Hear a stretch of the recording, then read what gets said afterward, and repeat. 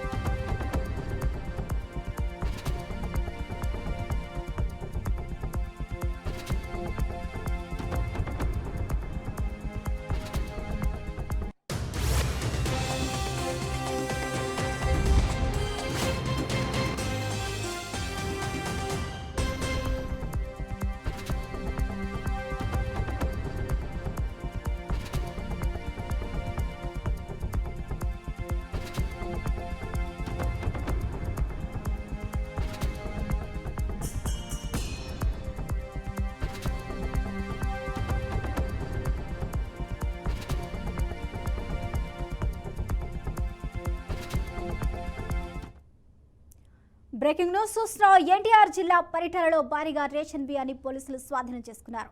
Shri Lakshmi Ganapati rice మిల్లులో ration బియ్యం నిల్వ ఉన్నాయని తెలుసుకున్న పోలీసులు 600 బస్తాల రేషన్ బియ్యాన్ని స్వాధీనం చేసుకున్నారు. అయితే రేషన్ బియ్యం రీసైక్లింగ్ చేసి మార్కెట్లకు వదులుతున్నట్లు పోలీసులు గుర్తించారు. ఇదే అంశానికి సంబంధించి పూర్తి డీటెయిల్స్ ను మా ప్రతినిధి శ్రీనివాస్ అందిస్తారు. శ్రీనివాస్,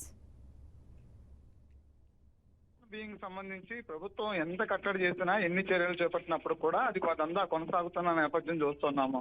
మనం రీసెంట్ గా చూసినట్లయితే అనేక సందర్భాలలో పెద్ద ఎత్తున రేషన్ మాఫియా గురించి సంచలనం రేపినటువంటి రేషన్ మాఫియా గురించి చూస్తాం. ఇది కాకినాడలో ఆంధ్రప్రదేశ్ నలుమూల నుంచి కూడా కాకినాడలో ఒక మాజీ మంత్రి ఒక అతను ఈ రేషన్ మాఫియా చేసినట్లు కూడా గతంలో చూస్తాం. అయితే ఈ రేషన్ మాఫియా సంబంధించి ఎక్కడికక్కడే పూర్తి స్థాయిలో ఈ రేషన్ మాఫియా చేసే వాళ్ళు ఎక్కువైపోయారు. రైస్ మిల్లు ద్వారా పూర్తి స్థాయిలో రేషన్ బియ్యం అక్రమ కొనుగోలు చేయడం, దాని ద్వారా అవి తీసుకెళ్లి రీసైక్లింగ్ చేయడం, మళ్ళా మార్కెట్ లోకి ఎక్కువ ధరకి వాటిని విక్రయించడం, ఇవన్నీ కూడా చూస్తున్నాం. ఇప్పటికే మార్కెట్ లో బియ్యం అనేక రకాల బ్రాండ్ బియ్యాలు వస్తున్న నేపథ్యంలో కూడా వీటిని కూడా రీసైక్లింగ్ చేయడం ద్వారా దాన్ని అంటే ఆ రేషన్ బియ్యం ఏదైతే ఉందో వాటిని సన్నగా మార్చి రీసైక్లింగ్ చేసి ప్రజలను మోసం చేస్తున్నారని కూడా చెప్పుకోవచ్చు. ఎందుకంటే అది రీసైక్లింగ్ చేయడం ద్వారా రేషన్ బియ్యం ఏదైతే ఆ పంట ఏదైతే ఉంటుందో అదే పంట వస్తుంది తప్ప రీసైక్లింగ్ చేయడం ద్వారా పంట మారదు. కానీ ఆ పంట నాణ్యమైనటువంటి రేషన్ బియ్యం అని చెప్పని కొనుగోలు చేస్తున్నటువంటి ప్రజలు కూడా మోసపోతున్నారు. అయితే ఈ పెద్ద ఎత్తున ఈ దందాలు కూడా కొనసాగుతున్నాయని చెప్పుకోవచ్చు. అంతేకాకుండా పెద్ద